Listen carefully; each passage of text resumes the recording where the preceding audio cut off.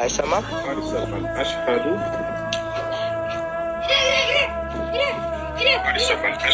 አይሰማም። አሽሀዱ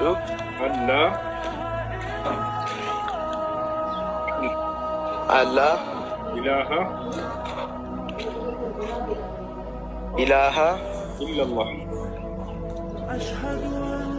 ኢለላህ ወአሽሀዱ አነ ሙሐመደን ረሱሉላህ። ማሻአላህ። ከዚህ በኋላ ሙስሊም አሁን ያልከው ቃል የሸሃዳ ቃል ወይንም የምስክር ቃል ይባላል። ትርጉሙ አሽሀዱ አን ላ ኢላሀ ኢለላህ ማለት እነሆ ከአንዱ ከአላህ በስተቀር በእውነት የሚመለክ ሌላ አምላክ የለም ብዬ መሰክራለሁ ማለት ሲሆን፣ ወአሽሀዱ አነ ሙሐመድ ረሱሉላህ ማለት ደግሞ ሙሐመድም የአላህ መልእክተኛ እና ነቢይ ናቸው ብዬ መሰክራለሁ ማለት ነው። አንድ ሰው እስልምናን ከተቀበለ በኋላ ሻወር እንዲወስድ ታዟል፣ ለሶላት ራሱን ዝግጁ ያደርግ ዘንድ። አሁን ያልከው ቃል የእስልምና ሃይማኖት የመጀመሪያው ትዕዛዝና መሰረት ነው።